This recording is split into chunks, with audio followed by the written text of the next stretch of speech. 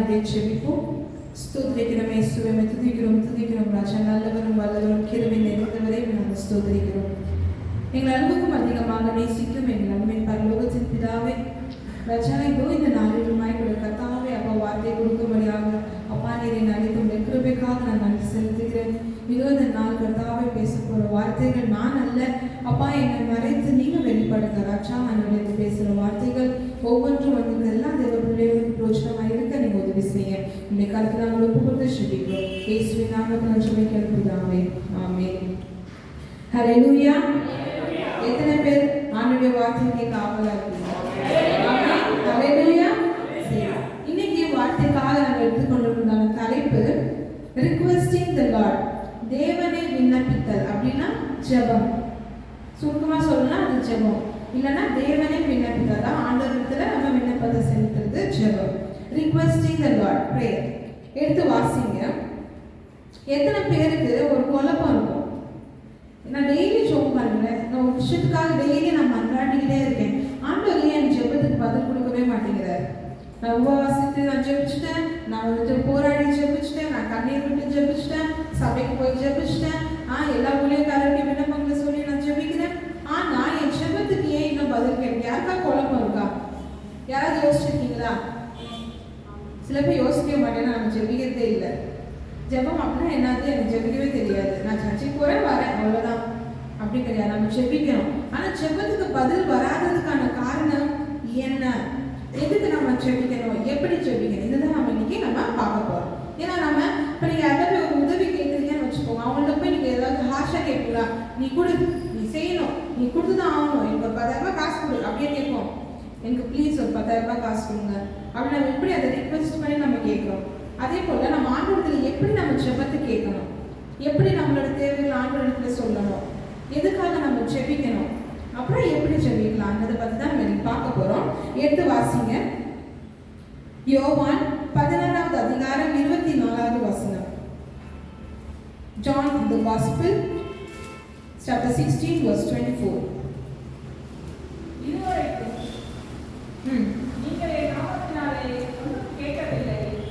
இதுவரைக்கும் நீங்க ஜெபம் பண்ணீங்க. இப்ப எல்லாரும் சொன்னீங்களே, ஆமா எனக்கு யோசிச்சேன் என் ஜெபத்துக்கு ஏன் பதில் கிடைக்கல அப்படின்னு.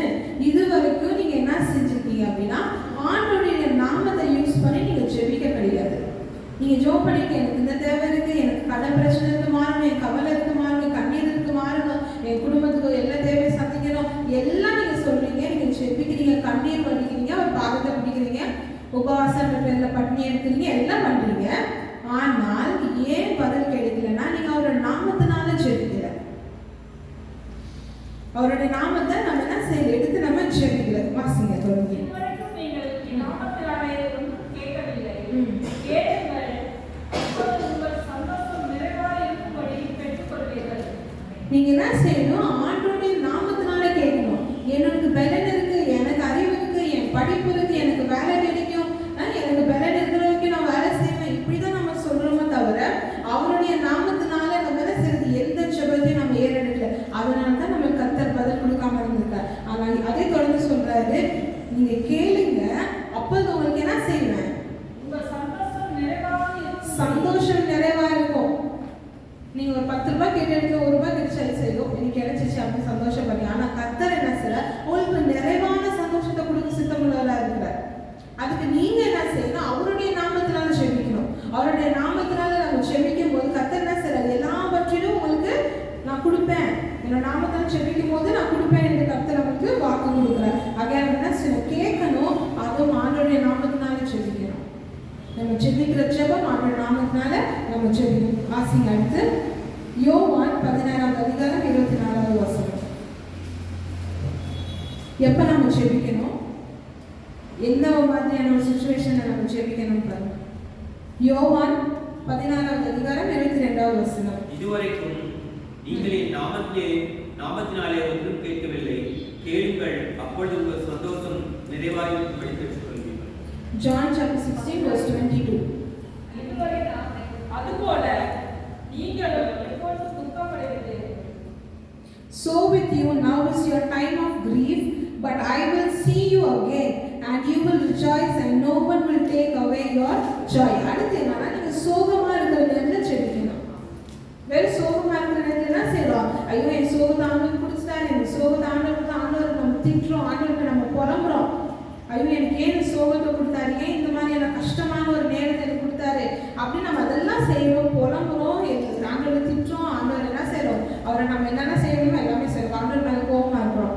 ஆனா ஏன் அந்த இடத்துல நம்மளுக்கு அந்த துக்கம் மாறாம இருக்குன்னா நம்ம ஜெபிக்கல.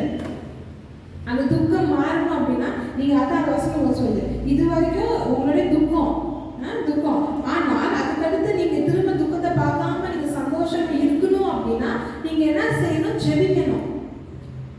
துக்கம் வந்துருச்சு துக்கத்தை பார்த்து ஓனா பத்தாது.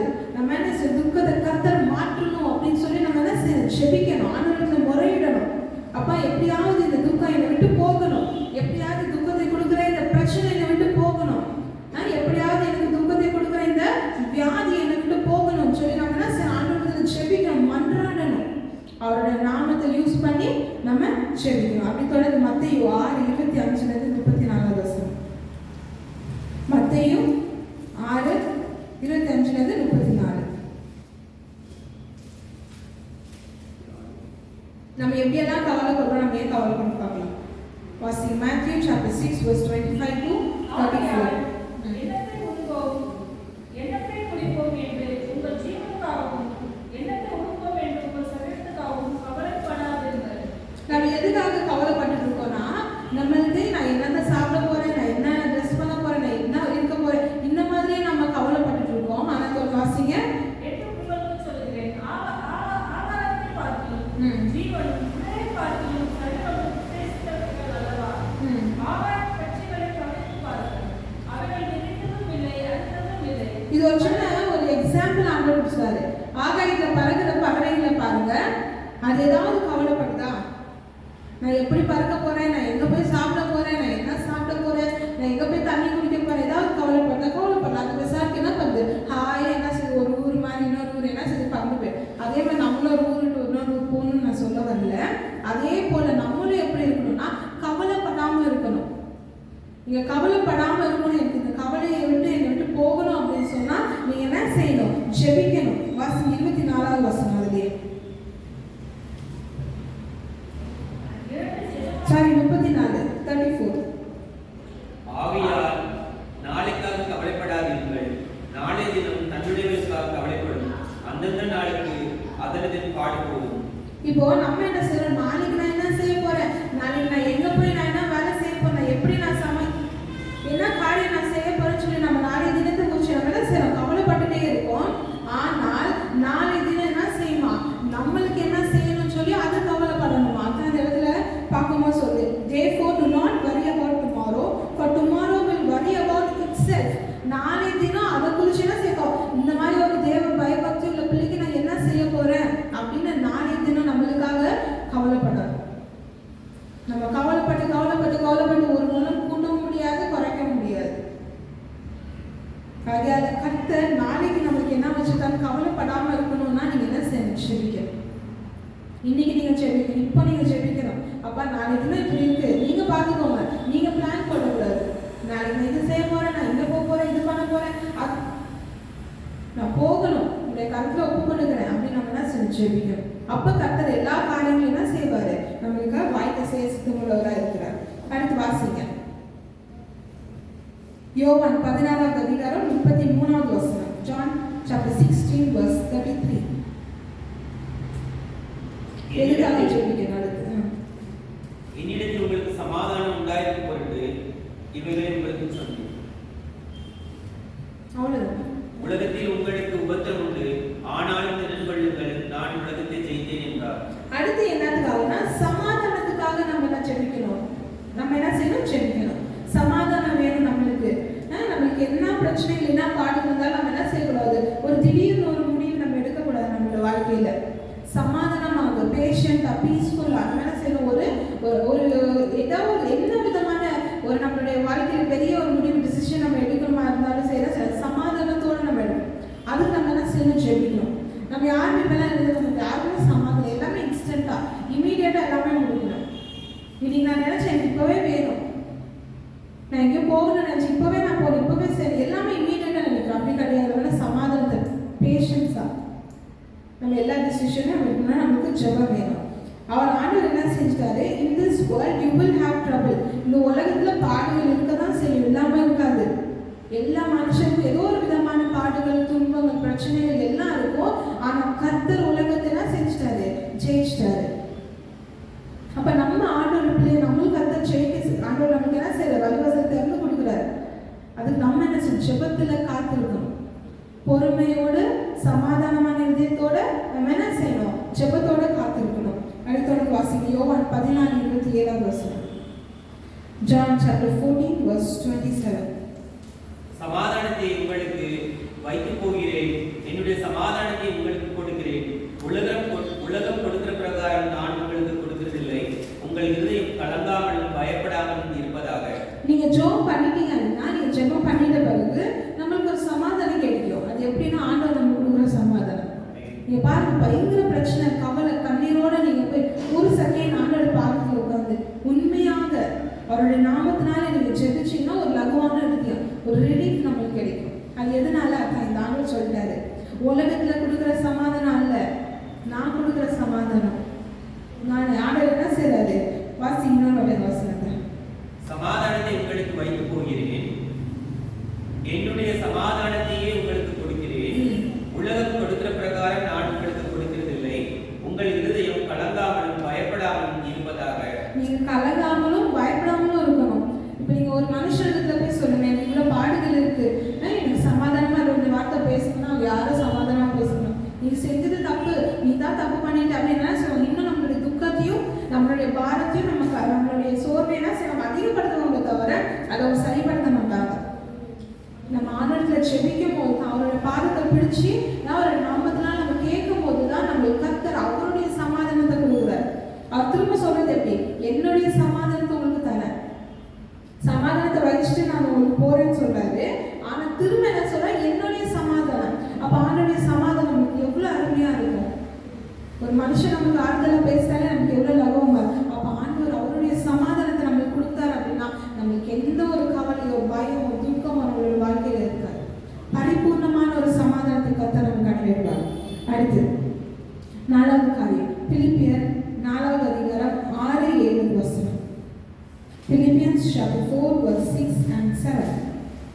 நீங்கள் ஒன்றுக்கும் கவலைப்படாமல் எல்லாருமே குறித்து உங்கள் விண்ணப்பங்களை ஸ்தோத்திரத்தோடு கூடிய ஜெபத்தினாலும் வேண்டுதலினாலும் தேவனுக்கு தெரியப்படுத்துங்கள்.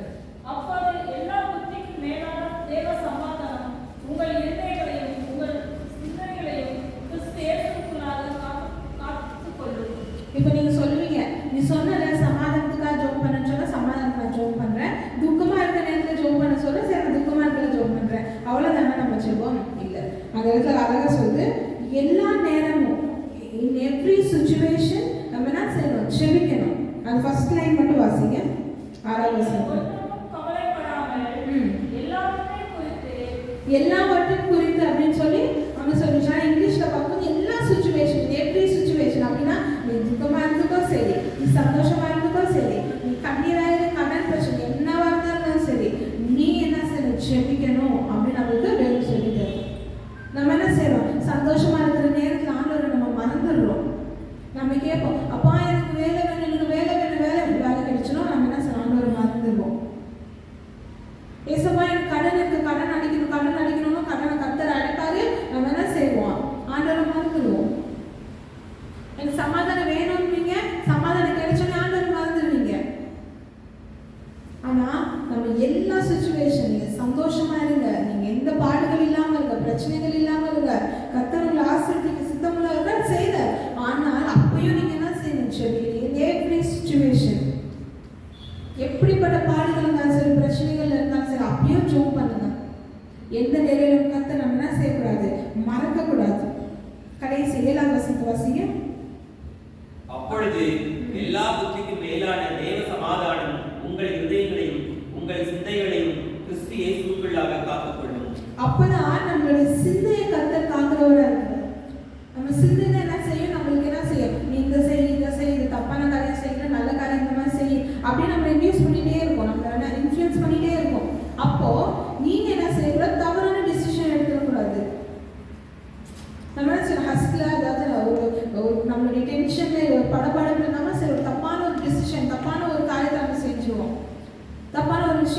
செஞ்சுருவோம். அந்த மாதிரி நீங்கள் செய்யாமல் இருக்கணும் அப்படின்னா உங்களுடைய என்ன செய்யணும், மூளை அதாவது மைண்டை ஆண்டோடைய கருத்தில் ஒப்பு கொடுக்கணும். அதுதான் ஜெபம், அதுதான் ஜெபம். சரி, இப்போ 4 காரியத்தை குறித்து பார்த்தா எப்போ நம்ம ஜெபிக்கணும்னு சொல்லி அடுத்து எப்படி நம்ம ஜெபிக்கணும்னு பார்க்கலாம். வாசிங்க மத்தேயு 6வது அதிகாரம் 5-15. மத்தேயு 6வது அதிகாரம் 5-15. Matthew chapter 6 verse 5-15. எல்லாம் வாசிக்கணும்னா நீ ஜெபம் பண்ணும்போது மாயக்காரரை உணர்த்த வேண்டாம். மனுஷர் காணும்படியாக அவர்கள் ஜெப ஆலயங்களிலும் வீதிகளில் சந்திகளிலும் இருந்து ஜெபம் பண்ண விரும்புகிறார்கள். அவர்கள் தங்கள் பலனை அடைந்திருக்கிறார் என்று மெய்யாகவே உங்களுக்கு சொல்கிறேன். அடுத்து நீங்க எப்படி ஜெபிக்க கூடாது அப்படின்னு பாத்தீங்கன்னா, ஒரு மாயக்காரர்களை போல, அதாவது ஒரு மனுஷன் நடிப்பா நம்ம என்ன செய்யக்கூடாது, ஜெபிக்க கூடாது. இப்போ நம்மளுக்கு ஒரு தேவை இருக்குன்னு வச்சுக்கோங்க, நம்ம தேவைக்காக நம்ம என்ன செய்வோம், முன்னால நீங்க தான் நல்லவங்கப்பா, நீங்க தான் எனக்கு எல்லாம் செய்வீங்க, நீங்க தான் உங்களால மட்டும்தான் இது முடியும், உங்களை தான் நான் மலை போல நம்பிருக்கேன்னு சொல்லி என்ன செய்யறோம், மனுஷன் நம்ம பார்த்து சொல்றோம், அது நடிப்பு. அதே போல நம்ம ஆண்டவர் முன்னால வந்துட்டு ஒரு மாயக்காரர்களை போல நம்ம என்ன செய்யக்கூடாது, ஜெபிக்க கூடாது. அவர் முன்னால பேசுறோம், இசப்பா நான் பரிசுத்தாவில நிரம்புறேன், அந்நிய பாஷை பேசுறேன், சபைக்கு உண்மையா இருக்கேன், சபைக்கு நான் அது செய்யறேன் இது செய்யறேன், நம்ம என்ன செய்யறோம், மாயக்காரர்களை போல நம்ம என்ன செய்யறோம், நடிச்சு கொண்டு இருக்கணும். அப்படி நம்ம ஜெபிக்க கூடாது. வாசிங்க தொடர்ந்து. நீயோ ஜெபம் பண்ணும்போது உன் அறைக்குள் பிரவேசித்து உன் கதவை பூட்டி அந்தரங்கத்தில் இருக்கிற உன் பிதாவை நோக்கி ஜெபம் பண்ணு. அடுத்து நம்ம ஜெபிக்கும் போது வெளியில், அதாவது மனுஷன் பார்க்குற மாதிரி நம்ம ஜெபிக்க கூடாது. அதாவது இந்த மனுஷன் நம்மளை பார்த்துட்டு இருக்காரு, இந்த சபையில இந்த பாஸ்டர் பார்த்துட்டு இருக்காரு, இல்ல பாஸ்டர் இல்ல குடும்பம் இவங்கெல்லாம் பார்க்குறாங்க, அவங்கன்னா நம்ம என்ன செய்யணும், நான் ஒரு ஆவிக்குரிய ஜீவிதத்தில் இருக்கிற மாதிரி இருக்கணும்னு சொல்லி நம்ம என்ன செய்யணும், நடிக்க கூடாது. ஜெபிக்கிற மாதிரி நம்ம என்ன செய்யணும், அதை வீட்டை பூட்டி கொண்டு, அதாவது நம்ம எப்பயுமே எப்படி ஜெபிப்போம் அந்த மாதிரியான ஜெபத்தை நம்ம அதே குடும்பம் பூட்டிக்கிட்டு ஆண்டவர் மட்டும் பார்க்குற மாதிரி நம்ம வீட்டை பூட்டிக்கிட்டு வீட்டுக்குள்ள மாத்திரம் ஜெபிக்கிறது அல்ல. நீங்க எங்க போனாலும் நானும் பிதாவும் நானே இயேசு கிறிஸ்துவும் நான் எப்படி ஜெபிக்கிறேனோ அதே போல ஒரு உண்மையும் முத்தமா நம்ம என்ன செய்யணும், ஜெபிக்கணும். வாசிங்க. அப்பொழுது அந்தரங்கத்தில் பார்க்கிற உன் பிதா வெளியரங்கமாய் உனக்கு பலனளிப்பார். அப்பதான் ஆண்டவர் நம்மள என்ன செய்யறாரு, அதாவது வெளியே தெரியுற மாதிரியான ஒரு ரிவார்ட் நம்மளுக்கு கொடுப்பாரு. நீங்க சீக்கிரமா ஜெபம் பண்ண ஆண்டவர்கிட்ட, ஏசப்பா உங்களுக்கும் எனக்கும் நடுவில் இருக்கிற ஒரு ஜெபம் எனக்கு பதில் கொடுங்கன்னு சொல்லி நீங்க கேட்கலாம். ஆனா கர்த்தர் அது எப்படி எல்லாருக்கும் தெரியுற மாதிரியான ஒரு ஆசீர்வாதம் அந்த இடத்துல நம்மளா சில கர்த்தர் சாட்சியம் நிப்பாட்டுவார். நம்ம ஜெபிக்கிற ஜெபம் எனக்கு தேவை, நான் ஜெபிக்க அவ்வளவுதான் நம்ம நினைக்கிறோம். ஆனால் நம்ம 4 பேர் முன்னால கர்த்தர் சில சாட்சியம் நிறுத்த போறார். நம்ம ஜெபிக்கிற ஜெபத்தை வைக்கலாம். வாசிக்க தொடங்கி. அன்றியும் நீங்கள் ஜெபம் பண்ணும்போது அண்ணாடிகள் போல வீண் வார்த்தைகளை அனுப்பாதீர்கள். அவர்கள் அதிக வசனிப்பால் தங்கள் ஜெபம் கேட்கப்படும் என்று நினைக்கிறார்கள். அடுத்து நீங்க ஜெபிக்கும் போது ஏதோ வாய்க்கு வந்தது உளறிக்கிட்டு ஏதோ அந்த மனுஷன் இப்படி பண்றான், நான் இப்படி இருக்கேன், எனக்கு கூட பிறந்தவங்க இப்படி இருக்காங்க, நான் இப்படி இருக்கேன், என் பக்கத்து வீட்டுக்காரன் இப்படி இருக்கான், இப்படி ஜெபிக்க கூடாது. தேவையில்லாத வார்த்தைகள் தேவையில்லாத வசனங்கள்லாம் நம்ம ஜெபிக்க கூடாது. சில பேர் நினைக்கிறாங்க நான் நிறைய ஜெபம் பண்ணா கர்த்தர் நிறைய எனக்கு ஆசீர்வாதம் கொடுப்பாரு. முடியல, நீ 1/2 hour ஜெபம் பண்ணாலும் உண்மையா ஜெபிக்கிற ஜெபத்துக்கு மட்டும்தான் கர்த்தர் பதில் கொடுப்பாரு. வாசிங்க. அவர்களைப் போல நீங்கள் செய்யாதிருங்கள். உங்கள் பிதாவை நோக்கி நீங்கள் வேண்டிக் கொள்கிறதுக்கு முன்னமே உங்களுக்கு இன்னது தேவை என்று அவர் அறிந்திருக்கிறார். ஆண்டவர் தெரியும் என் மகளுக்கு என் மகனுக்கு இதுதான் தேவை. ஆனா ஆண்டவர் உங்க உடனே எடுத்து கொடுத்துட மாட்டார். இப்போ யாருக்காவது ஒரு பணம் தேவை, உங்களுக்கு தெரியுது உங்களுக்கு பணம் தேவையா இருக்கு, நீங்க போய் என்ன செய்வோம், உடனே தான் காசு எடுத்து அப்படின்னு கொடுத்துருக்கீங்க. அவங்க கேட்கறதுக்கு முன்னால கண்டிப்பா நம்ம கொடுக்க மாட்டோம். அவங்களாம் வந்து கேட்கறது நமக்கு தெரியும், அவங்க பிரச்சனைகள் இருக்காங்க, பாடுகள் இருக்காங்க, எல்லாம் நமக்கு தெரியும். ஆனா நமக்கு தர மாட்டோம். ஏன்? அவங்க வந்து கேட்கட்டும், நானும் என் போய் வழி ஹெல்ப் பண்ணணும்னு நினைக்கிறோம். ஆனா கர்த்தர் நம்ம தேவைகளை அறிந்தவரா நம்மளுக்கு எல்லா காரியங்களையும் நம்ம கொடுக்குற. வாசிக்கிறோம் அந்த வசனத்தை. அவர்களைப் போல நீங்கள் செய்யாதிருங்கள்.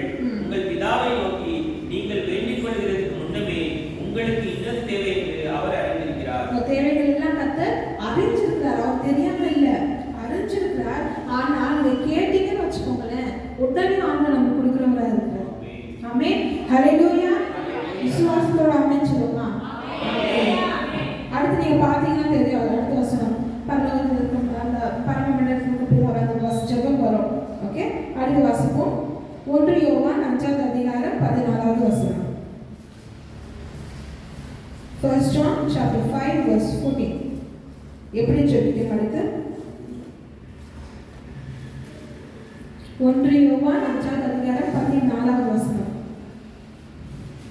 1 John chapter 5 verse 14. எல்லாரிலும் அவருடைய சித்தத்தின்படி கேட்டால் அவர் நமக்கு செவி கொடுக்கிறார் என்பதை அவரை பற்றி நாம் கொண்டிருக்கிற தைரியம். அடுத்து நம்ம என்ன செய்யணும்? தைரியம், அதாவது கான்ஃபிடன்ஸோட அவருடைய சித்தத்துல நம்ம ஜெபிக்கணுமா. நம்ம ஜெபிக்கிறது எப்படின்னா அந்த சித்தத்தை அறிஞ்சவர்களா இருக்கணும். ஆண்டவருக்கு தெரியும் இந்த மனுஷர்களுக்கு இதுதான் கொடுக்கணும், இதுதான் என்னுடைய சித்தம். ஆனா நம்ம அதை மீறி கேட்கக்கூடாது.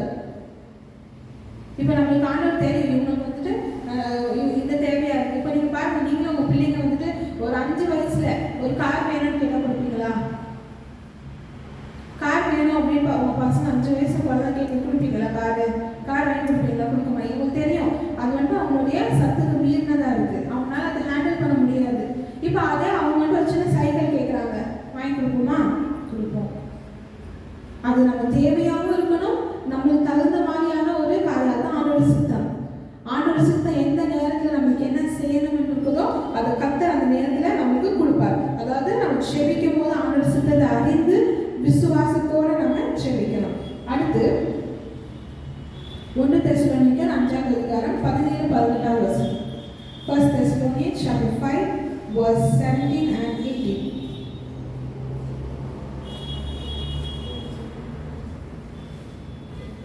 1 தெசலோனிக்கர் 5ஆம் அதிகாரம் 17-18 வசனம். இடைவிடாமல் ஜெபம் பண்ணுங்கள். அடுத்து நீங்க என்ன செய்யணுமா? இடைவிடாமல் ஜெபிக்கணும்.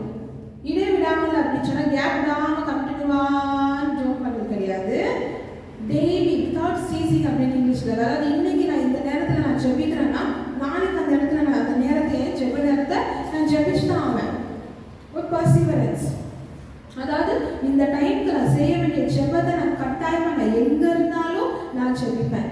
இப்போ நிறைய பேர் நம்மள கூட நம்ம என்ன செய்யணும்னா நம்ம ஒப்பு கொடுத்துருப்போம். நான் டெய்லி ஒரு நிமிஷமாவது என் சபைக்காக ஜெபிக்கிறேன், டெய்லி 1 நிமிஷம் என் ஊழியக்காரருக்காக ஜெபிக்கிறேன், இல்லை என் குடும்பத்துக்காக ஜெபிக்கிறேன். அப்படி நம்ம என்ன செய்யறோம்? எல்லாம் பொருத்தனை பண்றோம், எல்லாம் பண்றோம். ஆனா நம்ம ஜெபிக்கிறது இல்லை. அது தப்பு. ஒரு நாள் ஜெபம் ஒரு வாரம் ஜெபம் பண்ணிருப்போம், அடுத்த வாரத்துல நம்ம என்ன செய்யறோம்? மறந்துருப்போம், ஜெபிக்காம போயிடும். without ceasing, pray without ceasing. வாசி 18வது வசனம். எல்லாவற்றிலேயும் ஸ்தோத்திரம் செய்யுங்கள், அப்படி செய்வதே கிறிஸ்து இயேசுவுக்குள் உங்களை குறித்து தேவனுடைய சித்தமாய் இருக்கிறது. அடுத்து தேங்க்ஸ் கிவிங்கோட உங்க ஜெபம் இருக்கணும், நன்றியோட ஜெபம் இருக்கணும். இன்னைக்கு நம்ம அதான் நம்ம என்ன பண்ணோம்? ஸ்டார்டிங்லேயே நம்ம நன்றியோட ஜெபிச்சோம். நன்றி சொன்னோமா? எத்தனை பேர் ஆண்டு சொன்ன நன்மைகள் நன்றி சொன்னோம்? இன்னைக்கு நன்றி சொல்லி நம்ம என்ன செஞ்சோம்? ஜெபிச்சோம். அதே போல இன்னைக்கு வாசித்த சங்கீதமும் தேங்க்ஸ் கிவிங்கோட சங்கீதம் தான் நம்ம வாசிச்சோம். அதை ஆண்டவர் நம்ம என்ன செஞ்சோம்? ஜெபிக்கும் போது நன்றியோடு நம்ம ஸ்டார்ட் பண்ணோம். நம்ம ஸ்டார்ட் பண்ணும்போது எப்பா நீங்கள் செய்தீங்க நன்மைகள் நன்றி, நான் ஜெபிச்சேன் இது நன்மைகள் செய்தீங்க நன்றி, இன்னும் இருக்கு எனக்கு விண்ணப்பம் இதெல்லாம் இருக்கு எனக்கு பதில் கொடுங்க அப்படியே நம்ம என்ன ஜெபிக்கிறோம்.